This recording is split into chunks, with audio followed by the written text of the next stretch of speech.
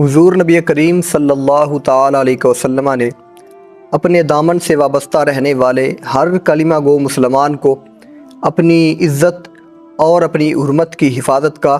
حکم ارشاد فرمایا ہے، اور ہر ایسے عمل سے اجتناب کا حکم ارشاد فرمایا ہے کہ جس سے اس کی عزت نفس مجروح ہوتی ہو۔ ایک کلمہ گو مسلمان جب کسی دوسرے شخص کے سامنے ہاتھ پھیلاتا ہے، اپنے مال میں اضافہ کرنے کے لیے بھیک مانگتا ہے، اس سے سوال کرتا ہے، تو ایک تو وہ آگ کے انگارے جمع کر رہا ہوتا ہے، اور دوسری سب سے بڑی بات یہ ہوتی ہے کہ وہ اپنی عزت نفس کو خود مجروح کر رہا ہوتا ہے۔ حالانکہ ایک مسلمان کی اللہ کے ہاں بہت ہی قدر و منزلت ہوتی ہے۔ بھیک مانگنا یا لوگوں سے اپنا مال بڑھانے کے لیے سوال کرنا، یہ اس قدر ناپسندیدہ اور برا عمل ہے کہ اللہ کو بھی ناپسند ہے، اور حضور نبی اکرم صلی اللہ تعالیٰ علیہ وسلم نے بھی اس کے اوپر بڑی سخت وعید بیان فرمائی ہے۔ لیکن اس کے باوجود ہمارے مسلمان بھائی جو اس کو ایک پیشے کا روپ دیتے ہیں اور اسپیشل ویزے لگوا کر وہ بیرون ممالک کا سفر کرتے ہوئے وہاں پر بھیک مانگنے جاتے ہیں،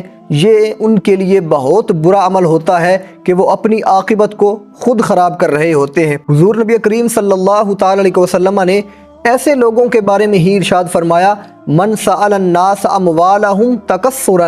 کہ جو لوگوں سے سوال اس نیت سے کرتا ہے کہ وہ اپنے مال کو بڑھا لے، یعنی کہ وہ لوگوں سے بھیک مانگتا ہے، سوال کرتا ہے، تو حضور صلی اللہ علیہ وسلم نے فرمایا فَإِنَّمَا يَسْأَلُ جَمْرًا، کہ وہ آگ کے انگارے جمع کر رہا ہوتا ہے۔ اب یہ اس کے اوپر ہے کہ وہ آگ کے انگارے زیادہ جمع کرتا ہے یا تھوڑے جمع کرتا ہے، یعنی وہ جس قدر لوگوں سے سوال کرے گا، بھیک مانگے گا اور لوگوں سے پیسہ جمع کرے گا، وہ اتنے ہی زیادہ آگ کے انگارے جمع کر رہا ہوگا۔ اور اسی طرح کی ایک دوسرے حدیث پاک میں آپ علیہ الصلوۃ والسلام نے ارشاد فرمایا، لا یزال الرجل یسأل الناس،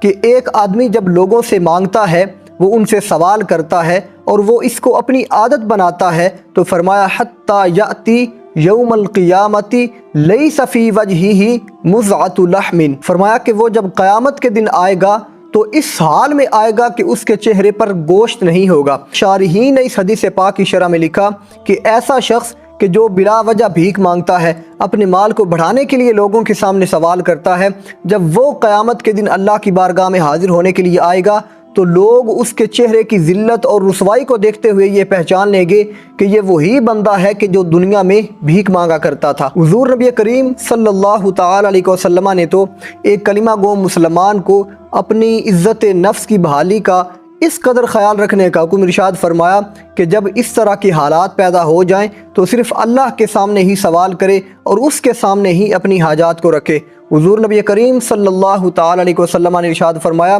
من اصابتہ فاقۃ فانزلھا بالناس، کہ ایسا شخص جس کے اوپر فاقہ پہنچے، فقر نے اس کے اوپر اپنے ڈیرے ڈال لیے ہوں، تو فرمایا وہ شخص اگر اس اپنے فقر کو لوگوں کے سامنے پیش کرے گا تو فرمایا لم تصدع فاقتہ،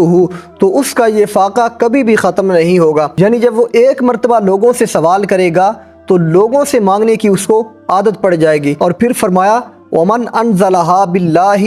اوشک اللہ لہ بالغنا، اور جو اپنے فقر و فاقہ کو اللہ کے سامنے پیش کرتا ہے، اللہ کے سامنے التجائیں کرتا ہے اور اپنی حاجات کو اپنے رب کے سامنے رکھتا ہے، تو خالق کائنات اس کو بہت جلد غنی کر دے گا۔ اما بموت عاجل، اگر اس کے مقدر میں مال و دولت نہیں ہے، غنی ہونا نہیں لکھا، تو اللہ رب العزت اس کو سب سے بڑی دولت یہ عطا فرمائے گا کہ اس کو ایمان کے اوپر موت عطا فرمائے گا۔ لیکن اگر ایسا نہیں ہے تو حضور صلی اللہ علیہ وسلم نے فرمایا او غنن عاجل، تو اللہ رب العزت اس کو مال و دولت سے نواز دے گا۔ تو پتہ چلا کہ ایک مسلمان کے لیے یہ چیز بہت ہی زیادہ ضروری ہے کہ وہ اپنے ہاتھ کو دوسروں کے سامنے نہ پھیلائے، اس لیے کہ اگر وہ اس کو ایک پیشے کا روپ دے لے گا تو وہ اپنے لیے حرام کا مال جمع کر رہا ہے اور اپنے لیے آگ کے انگارے جمع کر رہا ہے۔ اور ہمارے لیے یہ بات جاننا بھی بہت ضروری ہے کہ جو شخص پیشہ ور بیکاری ہے، بلا ضرورت لوگوں سے سوال کرتا ہے اور لوگ یہ جانتے ہیں